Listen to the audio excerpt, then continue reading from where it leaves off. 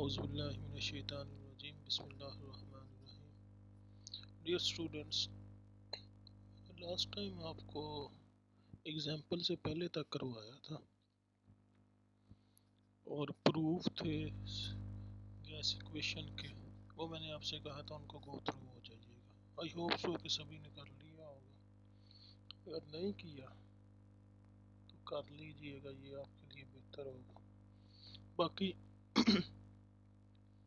इस लेक्चर को देखते हैं। एग्जाम्पल है, कहता है calculate the density, specific weight and specific volume of oxygen at 40 degree centigrade and 100 kilo pascal absolute pressure पे। कहता है what would be the temperature and pressure of this gas if it were compressed isentropically to 40% of its original volume. A में ये पूछता है, if the process described in B has been isothermal, what would be the temperature and pressure have been। तो ये दो चीज़ें पूछता है, यानी कि फर्स्ट में कहता है डेंसिटी, स्पेसिफिक वेट और स्पेसिफिक वॉल्यूम कैलकुलेट करें। सेकंड में कहता है अगर वो आइसेंट्रोपिकली हो तो 40% डिक्रीज हो जाए, फिर क्या होगा। थर्ड में कहता है कि आइसोथर्मल कंडीशन हो तो फिर क्या होगा।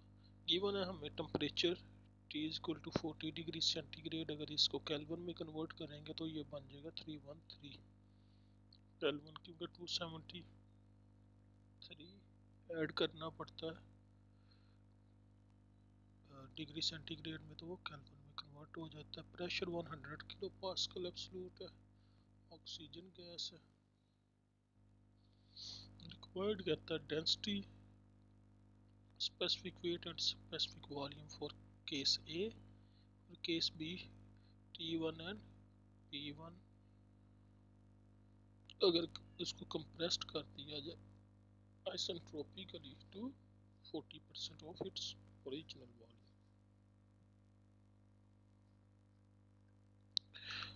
जबकि सी में कहता है if oxygen is compressed isothermally to 40% of its original volume. For example, अगर वॉल्यूम स्टार्ट में V1 है तो उसका 40% अगर कंप्रेस कर दिया जाए तो वो वॉल्यूम, सॉरी, स्टार्ट में अगर वॉल्यूम V है तो V1 क्या होगा, 40% ऑफ V, यानी कि ओरिजिनल वॉल्यूम का 40%। सोल्यूशन, ऑक्सीजन गैस में जो मॉलिक्यूलर वेट होता है दैट इज 32 गैस का, ना कि सिंगल आइटम का। तो हमें पता है मास जो है इक्वल होता है 8.312 किलो न्यूटन मीटर पर केजी पर केल्विन। तो एम आर, यहाँ से अगर जस्ट आपने आर की वैल्यू फाइंड आउट करनी हो तो एम 32 था, आर क्या आ जाएगा 8.312/32। तो यहाँ से आपके पास आर की वैल्यू आ जाएगी 0.26 किलो न्यूटन मीटर पर केजी पर केल्विन। हमें यह भी पता है P V is equal to R T. P हमारे पास है गिवन 100 किलो पास्कल, वी वैसे ही रहने देते हैं। उसके बाद आर की वैल्यू हमने निकाल लिया 0.26, टी की 313। यहाँ से हमारे पास वॉल्यूम आ जाएगा 0.814 क्यूबिक मीटर पर केजी। हमारे पास स्पेसिफिक वॉल्यूम आ गया, ओरिजिनल वॉल्यूम यानी कि जो स्टार्ट में है, इसका 40%। सेकंड केस में कहता है रिड्यूस हो जाता है। अच्छा, इससे डेंसिटी फाइंड आउट करनी है फर्दर। डेंसिटी और स्पेसिफिक वॉल्यूम का ये रिलेशनशिप है 1/, यानी कि रेसिप्रोकल है एक दूसरे के। यहाँ से हमारे पास आ गई डेंसिटी, तो डेट इज 1.23 किलोग्राम पर क्यूबिक मीटर। उसके बाद स्पेसिफिक वेट और डेंसिटी का रिलेशनशिप आपको पता है, रो इंटू जी। रो हमारे पास आ गई 1.23, जी 9.81 होता है, डेट इज 12.07 न्यूटन पर क्यूबिक मीटर। ये आ गया। उसके बाद आइसेंट्रोपिक प्रोसेस, जिसमें कहता 40% जो है वॉल्यूम वो रिड्यूस। आइसेंट्रोपिकली वैसे हमारे पास इक्वेशन ये है, पी वी के पी वन वी वन के। तो पी हमारे पास 100 था, वॉल्यूम जो हमने निकाला 0.814, पी वन फाइंड आउट करना है। वी वन जो है कितना 40% रिड्यूस होता है, तो क्या करेंगे हम, जो ओरिजिनल वॉल्यूम 0.814 उसको मल्टीप्लाई कर देंगे 0.40 से, यानी कि 40/100 से मल्टीप्लाई कर दिया। आइसेंट्रोपिक कंडीशन के लिए के की या एन की वैल्यू जो जनरल यूजुअली ली जाती है डेट इज़ 1.4। तो इसको सॉल्व करेंगे तो हमारे पास प्रेशर आ जाएगा, जब आइसेंट्रोपिकली 40% जो है गैस के वॉल्यूम को रिड्यूस कर दिया जाए, that will be 360.7 kilo pascal. Mean to से अगर आप आइसेंट्रोपिक कंडीशन में 360.7 किलो पास्कल प्रेशर अप्लाई करेंगे ऑक्सीजन गैस पे, तभी जाके उसका वॉल्यूम कितना रिड्यूस हो जाएगा, 40%। इसी तरह फिर आगे जो है हमने फाइंड आउट करना था टेम्परेचर, तो उसके लिए P1 V1 is equal to RT1। तो P1 360.7 ये जो अभी निकालना है हमने, V1 जो ओरिजिनल वॉल्यूम था उसका 40% 0.4 इंटू 0.814, और हमें पता 0.26, यहाँ से T1 फाइंड आउट कर लेंगे 187.7 डिग्री सेंटीग्रेड या 451.7 किलो केल्विन। ठीक है, डेट्स मीन कि जब आपने इसको आइसेंट्रोपिकली इसका 40% वॉल्यूम रिड्यूस करना है, तो आपको क्या टेम्परेचर चाहिए, 187.7 डिग्री टेम्परेचर हो जाएगा, और आपका जो है प्रेशर 360.7 किलो पास्कल अप्लाई करेंगे तो 40% वॉल्यूम रिड्यूस हो जाएगा। आइसोथर्मल कंडीशन एन की वैल्यू 1 होती है, तो वही चीज़ें अप्लाई करनी है आपने। तो 250 किलो पास्कल अगर आप प्रेशर अप्लाई करेंगे, तो जो उसका वॉल्यूम जो है गैस का वो रिड्यूस हो जाएगा 40%। डेट्स मीन कि आइसोथर्मल कंडीशन में आपको प्रेशर कम अप्लाई करना पड़ेगा as compare to isentropic condition to reduce the volume for 40%।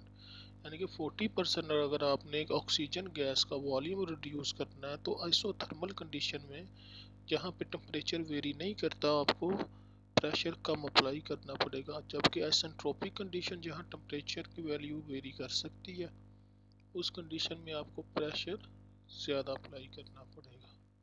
तो ये एक सिंपल सी एग्जांपल थी, आई होप सो कि आप लोग इसको समझ गए होंगे। कितनी इजी सी लग रही है, लेकिन एग्ज़ाम में थोड़ी सी घुमा फिरा के आती है, तो इसलिए इसका कंसेप्ट अच्छी तरह आपने देख लेना। टेम्परेचर आइसोथर्मल कंडीशन है तो सेम ही रहेगा T1, यानी कि और T सेम ही रहेगा 40 डिग्री सेंटीग्रेड। इसके बाद एक और एग्जांपल है, कहता है calculate the density, specific weight and specific volume of chlorine gas at 25 degree centigrade and pressure of 600 kilo newton per square metre. ये गिवन है, T is equal to 25 degree centigrade, pressure 600 kilo pascal है, chlorine gas है, तो required इसमें क्या है, density, specific weight and volume. Specific chlorine gas का molecular weight जो है 71 है। सो यहाँ से आर की वैल्यू आप फाइंड आउट कर लेंगे, 8.312/71, ये आ जाएगी 0.117 kilo newton per. P V is equal to R T, pressure आपको गिवन है 600, वॉल्यूम स्पेसिफिक आप निकाल सकते हैं अगर आर और टी की वैल्यू, आर और टी की वैल्यू अगर यहाँ पे गिवन हो। आर आपको गिवन है 0.117, टी जो है 298 गिवन है, तो यहाँ से स्पेसिफिक वॉल्यूम की वैल्यू आ गई आपके पास 0.058 क्यूबिक मीटर पर केजी। डेंसिटी 1/स्पेसिफिक वॉल्यूम, तो यहाँ से डेंसिटी 17.2 आ जाएगी आपके पास। स्पेसिफिक वेट उसी तरह रो इनटू जी, जो पहली 1.2 एग्जाम्पल का फर्स्ट पार्ट था वो रिपीट हुआ है तकरीबन ऑलमोस्ट, लेकिन गैस चेंज हुई है, टेम्परेचर और प्रेशर की वैल्यूज चेंज हुई हैं। ये हो गई जो आपकी जो जनरल गैस इक्वेशंस की एग्जांपल्स हो गई। उसका जो प्रूव है जो एंड पे थे वो लाजमी आप लोगों ने करने हैं, मैं बार बार रिपीट कर रहा हूँ।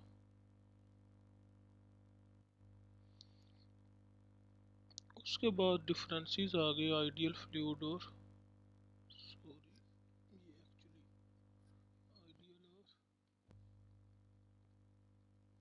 रियल फ्लूइड में डिफरेंसेस हैं।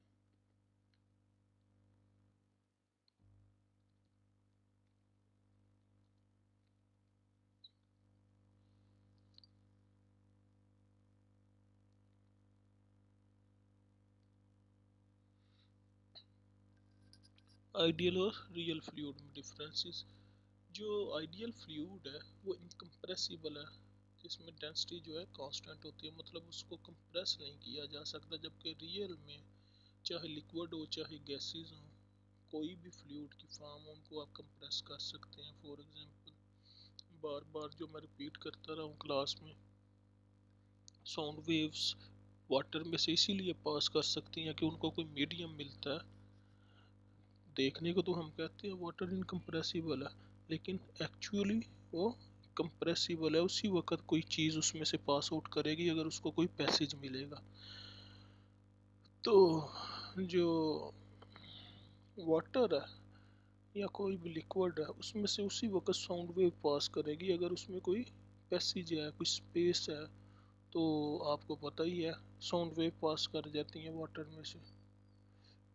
डेट इसी के अलावा वाटर हैमर जो फिनोमिना मैंने आपको बताया था, ठीक है। इसी तरह जो आपकी कोल्ड ड्रिंक्स है, जब आप इनको ओपन करते हैं तो एक प्रेशर सा रिलीज होता है, तो वो प्रेशराइज्ड होती हैं, ठीक है।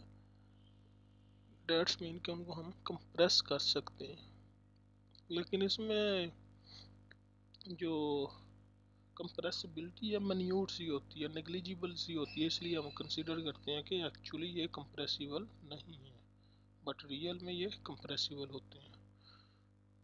ये रोटेशनल होते हैं ideal flow smooth no turbulence, यानी कि स्टडी कंडीशन होती है, पार्टिकल्स एक दूसरे को हिट नहीं करते। एक पार्टिकल जो मूव कर रहा है उसके पीछे वाला पार्टिकल भी उसी वेलोसिटी से मूव कर रहा है, यानी कि सेम वेलोसिटी से मूव कर रहे हैं और एक दूसरे को वो रोटेट नहीं करते, मतलब आपस में टकरा के एक दूसरे को डिस्टर्ब नहीं करते, डिस्टर्बेंस क्रिएट नहीं करते, टर्बुलेंस क्रिएट नहीं करते। तो फ्लो जो है वो स्मूथ होता है आइडियल कंडीशन। लेकिन रियल में ऐसा नहीं होता। आपने अगर कैनाल्स वगैरह देखी या आप रिवर्स फ्लो देखें तो उसमें आपको नज़र आएगा कि एडीज सी बनती हैं, मीन के पानी मूव कर रहा होता है गोल गोल दायरों में, उन्हें हम बोलते हैं एडीज। तो वो उसी वक्त होता है जब वो पार्टिकल्स एक दूसरे को डिस्टर्ब करते हैं, एक दूसरे से टकराते हैं, उन्हें रोटेट करते हैं, ठीक है।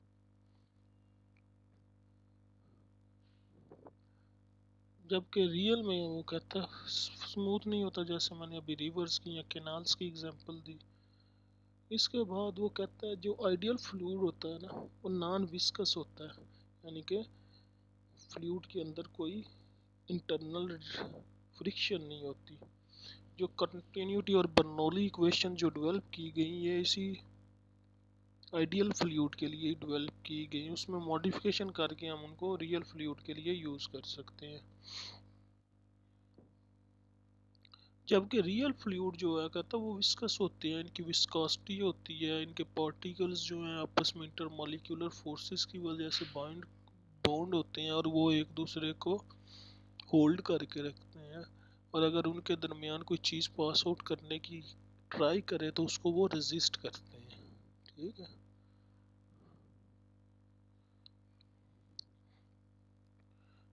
आइडियल फ्लूइड में कहता है कि जो इंटरनल फोर्सेस होती हैं किसी भी सेक्शन में, क्रॉस सेक्शन या कोई भी सेक्शन हो, उसमें क्या कहता है, वो नॉर्मल होती हैं क्रॉस सेक्शन के इवन ड्यूरिंग मोशन। जैसे कि आप रूम में बैठे हुए हैं, आपके रूम में जो गैस है वो वॉल्स पे,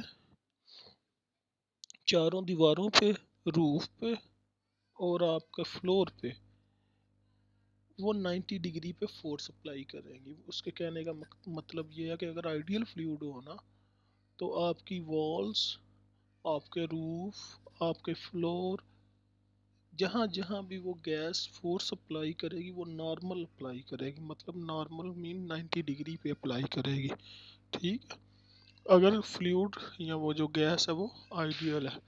अदरवाइज क्या होगा, एक्चुअल कंडीशन में वो नॉर्मली फोर्स यानी कि 90 डिग्री पे अप्लाई नहीं करेगा फ्लूइड जो है, जो गैस होगी। जबकि रियल में कहता है टेंजेंशियल और shear forces always dwell whenever there is a motion relative to body। कहता है जब भी कोई चीज़ मूव करेगी उसमें टेंजेंशियल और शेयरिंग फोर्सेस डेवलप होंगी। टेंजेंट फोर्स आपको पता है, शेयर फोर्स का भी पता है। जो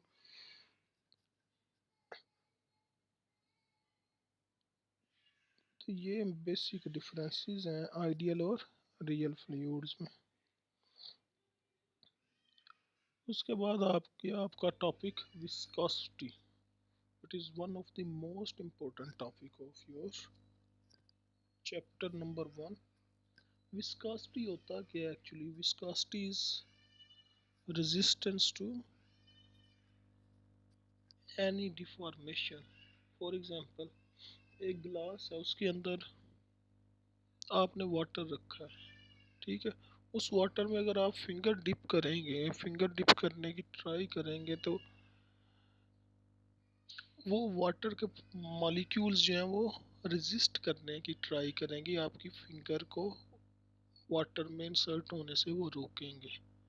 अनटिल के आपकी जो फोर्स एप्लीकेशन यानी कि आप जिस फोर्स से ये फिंगर डिप करने की ट्राई कर रहे हैं वो मोर हो एज कंपेयर टू उन पार्टिकल्स की, वाटर के पार्टिकल्स की जो इंटरमॉलिक्यूलर फोर्सेस हैं उनसे, तभी आप उनको डिस्टर्ब करके आप फिंगर डिप कर सकेंगे। अगर खाली गिलास है इजीली डिप हो जाएगी, अगर वाटर है उसमें थोड़ी सी रेजिस्टेंस होगी, अगर मिल्क है कोई और रेजिस्टेंस होगी, अगर हनी है तो ज़्यादा रेजिस्टेंस होगी। आपको खुद ही फील होगा आप डिप करेंगे जब फिंगर।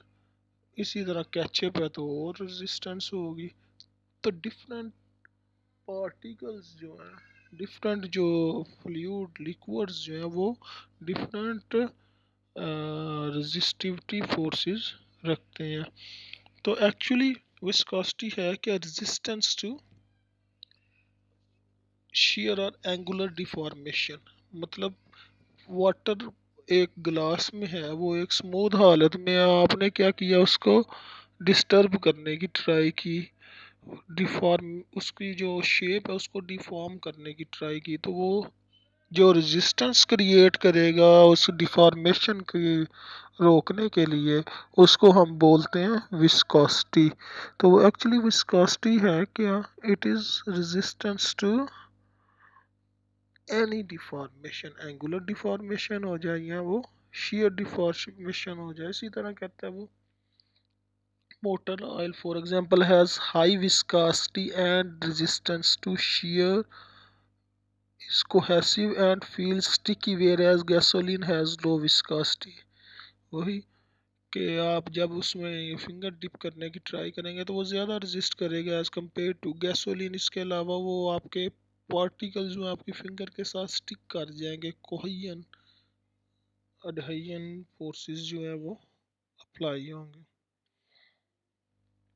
तो कहते हैं एक्चुअली ये विस्कोसिटी होती क्या है, किस वजह से? दो चीज़ों की वजह से हो सकती है। एक तो हो सकती है ये इंटरमॉलिक्यूलर फोर्सेस की वजह से, जिसे हम कोहेसिव फोर्सेस बोलते हैं, या दूसरी रीज़न हो सकती है मोमेंटम इंटरचेंज। ये दो चीज़ें होती हैं कोहेसिव फोर्सेस या कोहेजन की फोर्सेस या इंटरमॉलिक्यूलर फोर्सेस जिन्हें हम बोलते हैं, और दूसरी मोमेंटम इंटरचेंज। अब जो लिक्विड्स होते हैं, लिक्विड्स जो है लो टेम्परेचर पे, मतलब जैसे जैसे आप इनको बॉयल करना स्टार्ट करते हैं तो इनकी क्या होती है, इनकी जो आ, क्या कहते हैं इसको, विस्कोसिटी जो है वो डिक्रीज होना स्टार्ट हो जाती है। जबकि गैसेस की फॉर्म में जैसे जैसे आप इनकी हीट देते हैं तो गैसेस की विस्कोसिटी जो है इंक्रीज हो जाती है। तो एक्चुअली जो लिक्विड्स होते हैं उनकी जो विस्कोसिटी होती है ड्यू टू जो इसमें उनकी विस्कोसिटी में, यानी कि उनकी रेजिस्टेंस में डिफॉर्मेशन की जो मेजर रोल प्ले करते हैं वो कोहेसिव फोर्सेस होती हैं। ठीक है, यानी कि इंटरमॉलिक्यूलर फोर्सेस की वजह से जो इनकी विस्कोसिटी होती है लिक्विड्स की। जबकि गैसेस जो हैं उनकी विस्कोसिटी जनरली होती है किसकी वजह से, मोमेंटम इंटरचेंज की वजह से। यही रीज़न है कि जैसे गैस को आप हीट अप करते हैं तो क्या होते हैं, उनके पार्टिकल गैस के ज़्यादा स्पीड से मूव करना स्टार्ट कर देते हैं। एक पार्टिकल दूसरे से टकराएगा, दूसरा पहले से टकराएगा, तो उनकी रेजिस्टेंस इंक्रीज हो जाती है।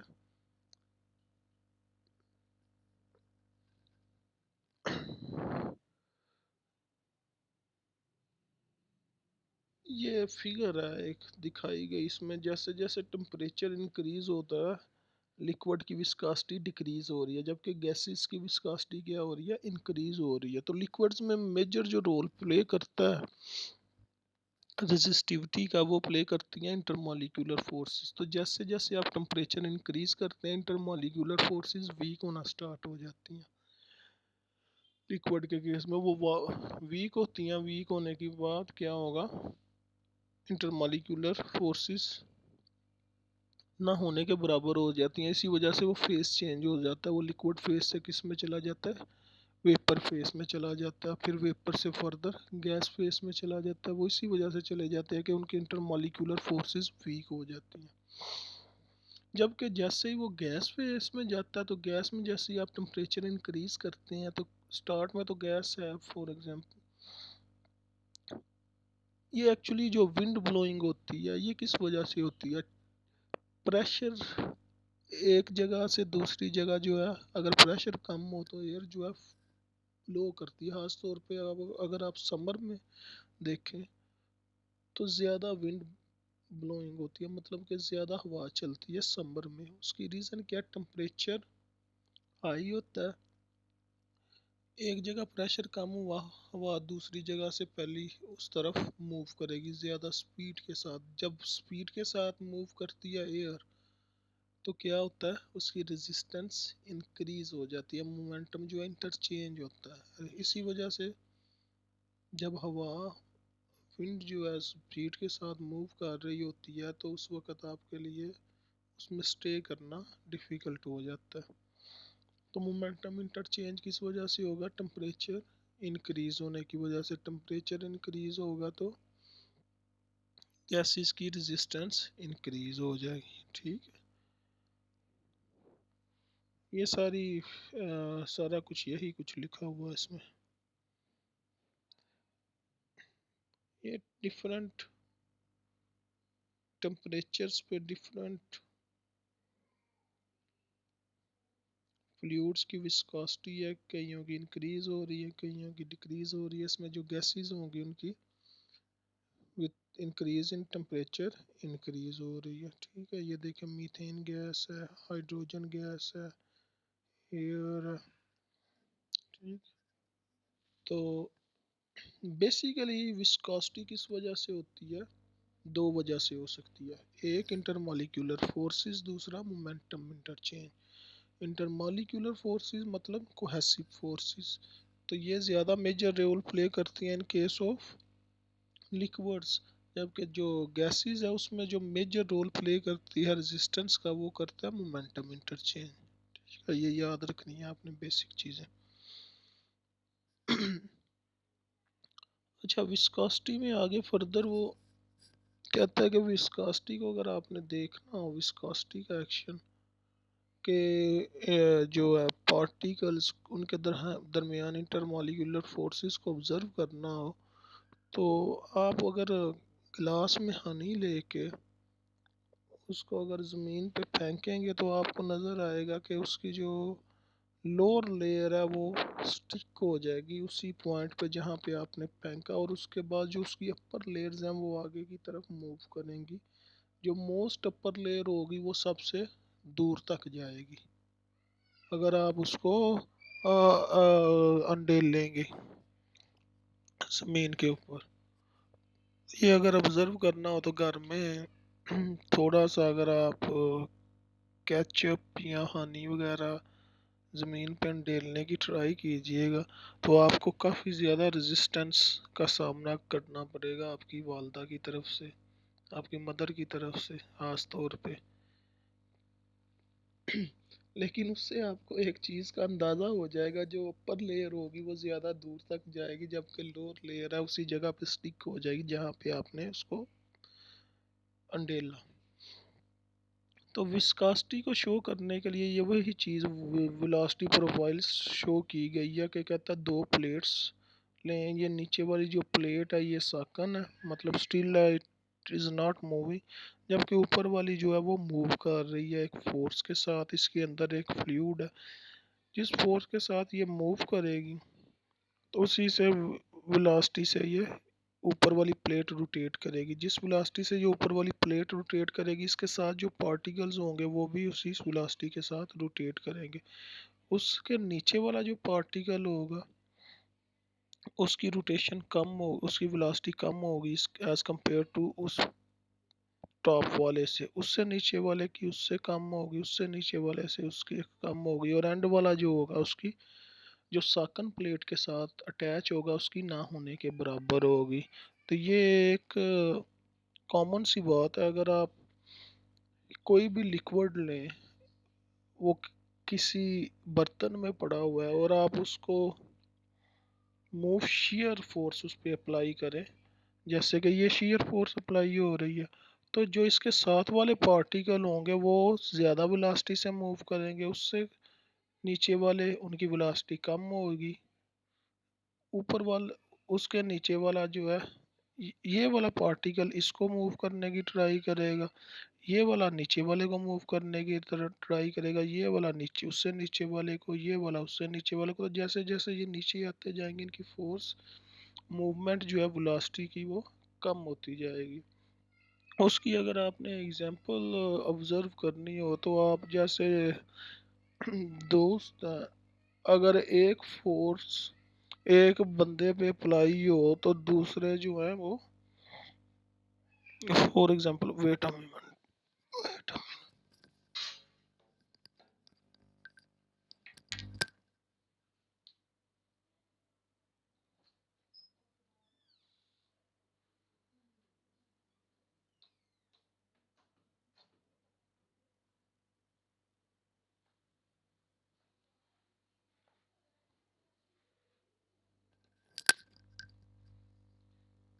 जी। अच्छा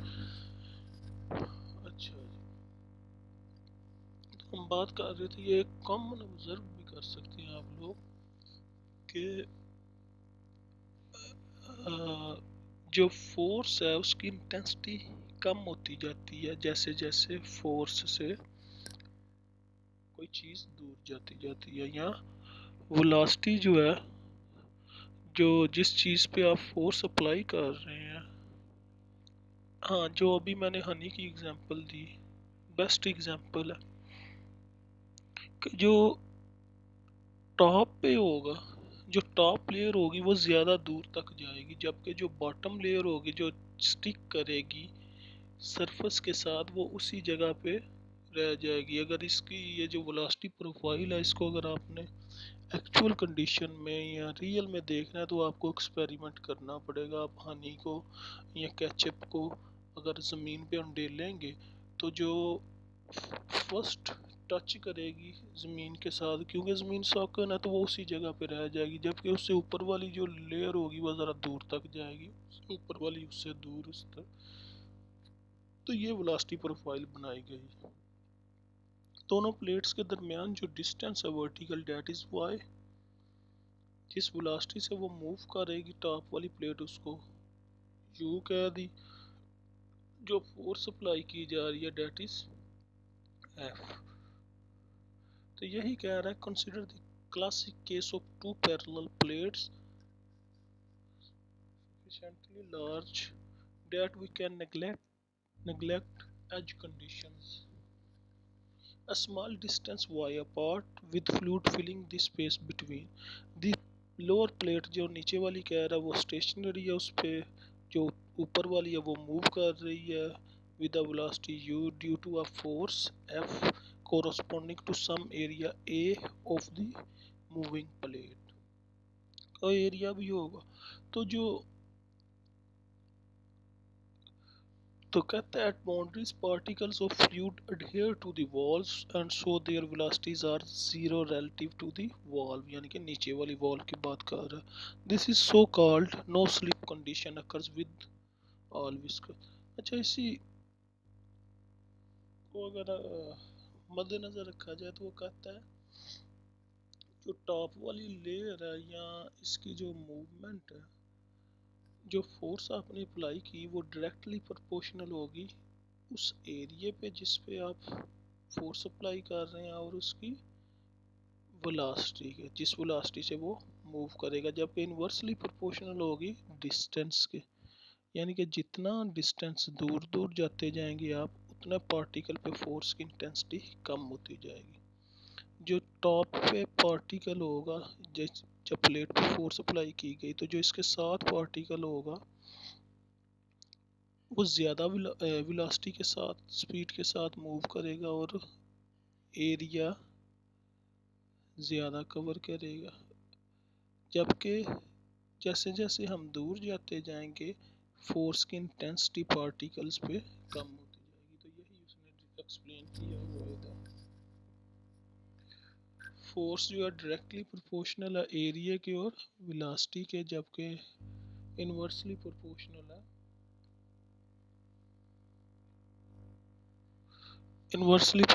है किसके है, distance between force and particles.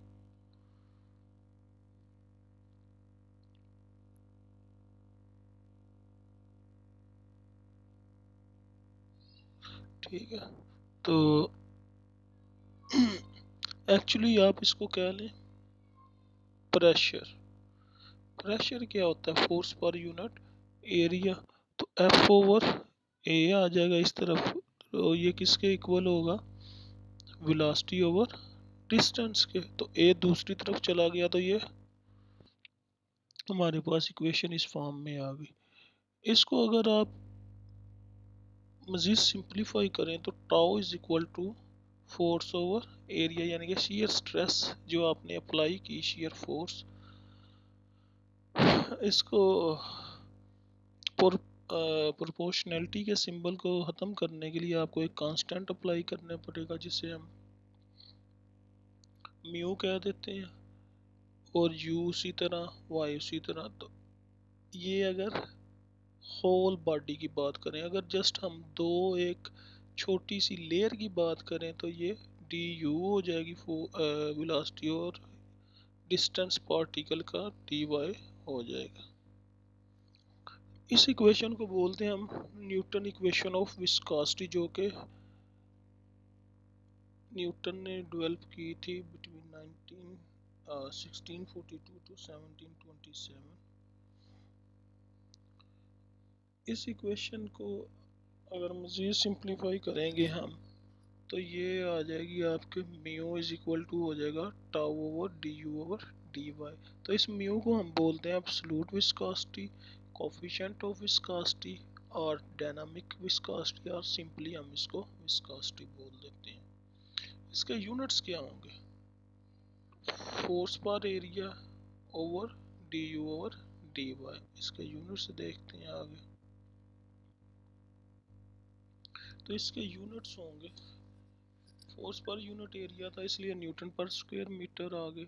नीचे क्या था, D U over D Y, यानी कि वेलोसिटी ओवर डिस्टेंस था। तो velocity metre per second, distance metre, तो मीटर मीटर से कट गया तो नीचे जस्ट पर सेकंड बच गया। तो ये यूनिट बन गया Newton second per square metre, इसके यूनिट्स हैं। तो इसको जो जनरली यूज़ किया जाता है पॉइस में यूज़ किया जाता है, इसके यूनिट्स को बोला जाता है पॉइस। तो एक पॉइस जो है 0.10 Newton second per square metre के इक्वल होता है। लेकिन कहता है कि ये यूनिट विस्कोसिटी बहुत छोटा होता है, तो इसको सेंटीपॉइस में लिया जाता है। That is equal to 0.001 P, जो कि इक्वल है 1 milli newton second per square metre. ठीक, is frequently a more convenient unit, it has a further advantage. यानी कि जो वाटर का 20 डिग्री सेंटीग्रेड पे जो विस्कोसिटी है डेट इज़ 1 cp, यानी कि 1 सेंटीपॉइस। इस वजह से इसको सेंटीपॉइस में लिया जाता है। अगर इसी एब्सोल्यूट या डायनामिक विस्कोसिटी को डेंसिटी से डिवाइड करते हैं तो जो हमारे पास रिलेशन बनता है उसे हम बोलते हैं काइनेमेटिक विस्कोसिटी, और इसको न्यू से जाहिर किया जाता है। ये न्यू सिंबल है, म्यू ओवर डेंसिटी। अगर इसको आप मज़ीद सिंप्लीफाई करें तो अच्छा, इसके जो यूनिट्स लिए जाते हैं डेट विल बी होंगे स्क्वायर मीटर पर सेकंड। ये कैसे आगे square metre per second, density के आपको पता Newton second per square metre है, और उसके सॉरी विस्कोसिटी के तो डेंसिटी के केजी पर क्यूबिक मीटर है। अगर इन दोनों को आप सिंप्लीफाई करेंगे तो आपके पास यूनिट्स आ जाएंगे स्क्वायर मीटर पर सेकंड। इसको बोलते हैं, इसको लिया जाता है स्क्वायर सेंटीमीटर पर सेकंड में, और उसको स्टोक से रिप्रेजेंट किया जाता है ST। लेकिन ये बहुत मिन्यूट सी क्वांटिटी होती है, इसलिए इसके यूनिट्स भी सेंटी स्टॉक में लिए जाते हैं। CST that is equal to 0.01 ST is equal to 10 की power 6 square metre per second. इसको सभी सारे को अगर आप स्टडी करेंगे तो ये बहुत इजी सी चीज़ें हैं। अगर ये क्लियर ना होंगी तो फिर आप क्लास में ड्यूरिंग द लेक्चर मुझसे क्वेश्चन कर सकते हैं। मैं बार बार आपसे कह रहा हूँ कि वो प्रूव करने हैं आपने खुद। चले, आई होप सो कि आप कर लेंगे, अदरवाइज मैं आपको चले वो भी करवा देता हूँ प्रूव, मैंने किए हुए हैं।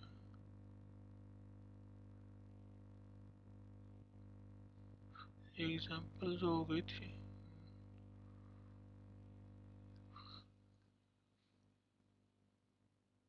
पहला आपका प्रूफ था ये वाला।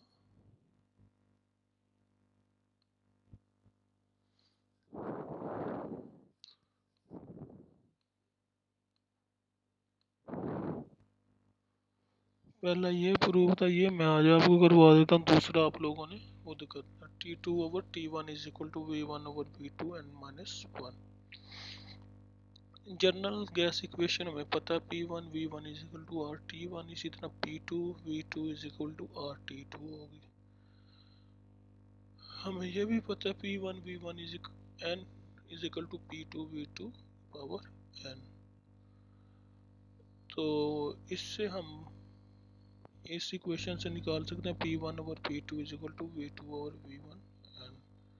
We also know from A and B P1 V1 over T1 is equal to P2 V2 over T2। इन दोनों इक्वेशंस को अगर हम R की वैल्यू इसमें से ख़त्म कर दें तो ये इस तरह बन जाएगी। इसी तरह इसको अगर मज़ीद सिंप्लीफाई करें तो P1 ओवर P2 हो जाएगा V2 ओवर V1, इधर आके डिवाइड हो जाएगा T2 over T1 over T2 रह जाएगा इधर। ये कहता है हम अगर 1 में पुट कर दें, 1 में पुट कर देंगे तो V2 over V1 T1 over T2 is equal to आ जाएगा V2 over V1 power N। Simplify करेंगे T1 over T2 is equal to आ जाएगा V2 ओवर V1 N, और आगे ये V1 ओवर V2। अगर इसको उल्टा लेंगे तो ये T2 over T1 V1 over V2 over V1। तो हमारा प्रूफ क्या था V1 ओवर V2। अगर इसको उल्टाएंगे तो -1 इसकी पावर ऊपर आ जाएगी, इसकी n है तो n माइनस 1। तो ये आज का जो लेक्चर है हमने यहाँ तक रखते हैं।